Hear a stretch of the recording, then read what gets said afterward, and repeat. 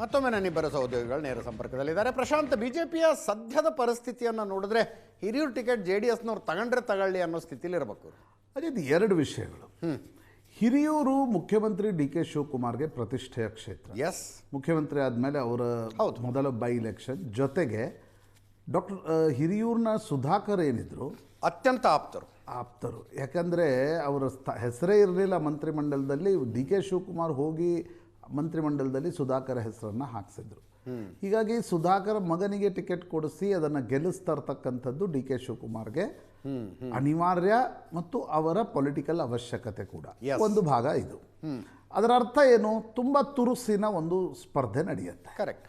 BJP JDSಗೂ ಕೂಡ cross ವೋಟ್ನ ನಂತರ ನೀವು ಚನ್ನಪಟ್ಟಣದಲ್ಲಿ ಮಾಡದಂತೆ ಅಥವಾ ಲೋಕಸಭಾ ಚುನಾವಣೆಯಲ್ಲೇನೋ ಅಲ್ಲಿ ಇಲ್ಲಿ ಮಾಡದಂತೆ ಮಾಡಿ ಬರೀ ಜಗಳ ಆಡ್ತಾ ಕೂತ್ರೆ, ಸೀಟ್ ಏನಾದರೂ ಸೋತ್ರೆ ಅದು BJP JDSನ ಮೈತ್ರಿಯ ಭವಿಷ್ಯ ಬಗ್ಗೆ ಕೂಡ ಪ್ರಶ್ನೆಗಳನ್ನು ಹೇಳಿಸ್ತವೆ. ಅಂದರೆ ನಾನು ಹೇಳೋದು ಹೆಂಗೆ, ಚನ್ನಪಟ್ಟಣ CP ಯೋಗೇಶ್ವರ್ ಕ್ಯಾಂಡಿಡೇಟ್ ಮಾಡಿದರೆ ಇಬ್ಬರು BJP JDS ಅವ್ರಿಗೆ ಒಂದು ಸೀಟ್ ಸಿಕ್ತಿತ್ತು ಏನೋ. ಕರೆಕ್ಟ್.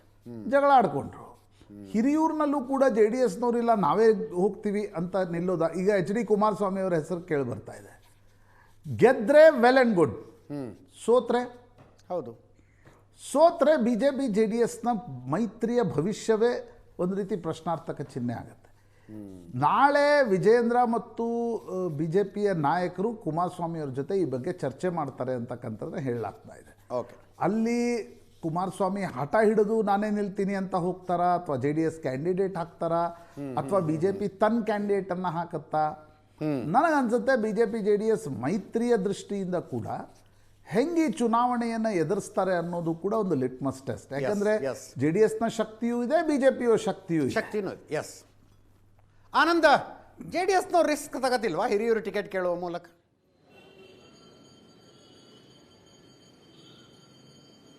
ಅಜಿತ್, ಈ ಹಿರಿಯೂರು ವಿಧಾನಸಭಾ ಕ್ಷೇತ್ರದಲ್ಲಿ ಸ್ಪರ್ಧೆ ಮಾಡಬೇಕು ಅಂತ ಹೇಳಿ ಈಗಾಗಲೇ JDS ಎಲ್ಲ ರೀತಿಯ ಪ್ರಯತ್ನಗಳು ಕೂಡ ಮಾಡ್ತದೆ. ಯಾಕಂತಂದ್ರೆ ಸಿಕ್ಕ ಅವಕಾಶ ಒಂದು ಕಡೆ, ಯಾಕಂದ್ರೆ ಕಳೆದ ಬಾರಿ ಮಾಜಿ ಶಾಸಕಿಯಾಗಿರ್ತಕ್ಕಂಥ ಪೂರ್ಣಿಮಾ ಅವರು ಕಾಂಗ್ರೆಸ್ನಲ್ಲಿದ್ದಾರೆ.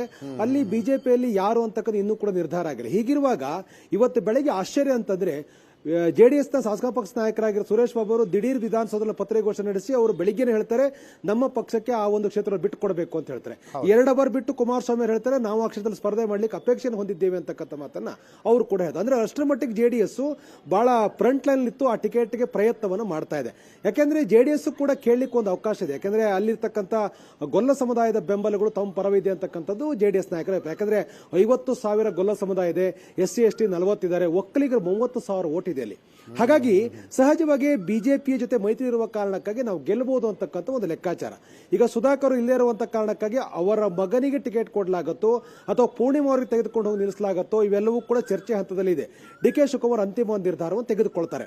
ಹೀಗಿರುವಾಗ ಅವಕಾಶವನ್ನು ಬಳಕೆ ಮಾಡಿಕೊಳ್ಳಬೇಕು, ಒಂದು ಸ್ಟ್ರಾಂಗ್ ಫೈಟ್ ಮಾಡಬೇಕು, ಕ್ಷೇತ್ರವನ್ನು ಗೆಲ್ಲಬೇಕು ಅಂತಕ್ಕಂಥ JDS ಲೆಕ್ಕಾಚಾರ. ಆ ಕಾರಣಕ್ಕಾಗಿ ಅವರು ಪ್ರಯತ್ನವನ್ನು ಮುಂದುವರಿಸಿದ್ದಾರೆ. ಚಿತ್ರದುರ್ಗ ಲೋಕಸಭಾ ಕ್ಷೇತ್ರದ ಚುನಾವಣೆಯ ಸಂದರ್ಭದಲ್ಲಿ ಹಿರಿಯೂರಿನಿಂದ ಯಾವ ರೀತಿಯಾಗಿರ್ತಕ್ಕಂಥ ಬೆಂಬಲಗಳು, ಅಲ್ಲಿ JDS ಕಾರ್ಯಕರ್ತರು ತೆಗೆದುಕೊಂಡ ತೀರ್ಮಾನಗಳು ಎಲ್ಲವೂ ಕೂಡ ಬಹಳ ದೊಡ್ಡ ಮಟ್ಟದ ಚರ್ಚೆ ಆಗ್ತಾ ಇರುವಂತಹ ಸಂದರ್ಭದಲ್ಲಿ ನಮಗೆ ಈ ಬಾರಿ ಅವಕಾಶ ಕೊಡಿ ವಿಧಾನಸಭೆಯಲ್ಲಿ ಅಂತಕ್ಕಂಥದ್ದು JDSನ ಸ್ಥಳೀಯ ನಾಯಕರ ಒತ್ತಾಯ. ಅದಕ್ಕೆ ಪೂರಕವಾಗಿ ಕುಮಾರಸ್ವಾಮಿ ಕೂಡ ನಮಗೆ ಟಿಕೆಟ್ ಅಲ್ಲಿ ಇರಬೇಕು ಅಂತಕ್ಕಂಥ ಅಪೇಕ್ಷೆ ಇದೆ ಅಂತಕ್ಕಂಥ ಬಹಿರಂಗವಾಗಿ ಹೇಳ್ತಾ ಇದ್ದಾರೆ. ಆ ಕಾರಣಕ್ಕಾಗಿ ಇನ್ನೂ ಕೂಡ ಬಿಜೆಪಿಯಲ್ಲಿ ಅಂತಿಮವಾದಂತಹ ನಿರ್ಧಾರ ಆಗದೇ ಇರುವ ಕಾರಣಕ್ಕಾಗಿ ಅವರೀಗ ಮಾತುಕತೆ ಮುಂದಾಗಿದ್ದಾರೆ. ನಾಳೆ ಮಾತುಕತೆಯಲ್ಲಿ ಏನ್ ತೀರ್ಮಾನ ಆಗುತ್ತೋ ಅದೆಲ್ಲವೂ ಕೂಡ ಗೊತ್ತಾಗುತ್ತೆ. ಆದ್ರೆ ಒಂದಂತೂ ಸ್ಪಷ್ಟ, JDS ಸ್ವಲ್ಪ ಮಟ್ಟಿಗೆ ವೇಗದಲ್ಲಿದೆ. ಆ ಕಾರಣಕ್ಕಾಗಿ ಅವರು ಟಿಕೆಟ್ ಅನ್ನು ಬಯಸ್ತಾ ಇರತಕ್ಕಂಥದ್ದು. Thank you so much Anand, thank you Prashanth. ಇದರೊಂದಿಗೆ ಇವತ್ತಿನ ಪಾರ್ಟಿ ರೌಂಡ್ಸ್ ಮುಗಿಸ್ತಾ ಇದ್ದೀವಿ. ನೇರ ದಿಟ್ಟ ನಿರಂತರ ಸುದ್ದಿಗಾಗಿ ನೋಡ್ತಾ ಇರಿ ಏಷ್ಯಾನೆಟ್ ಸುವರ್ಣ ನ್ಯೂಸ್.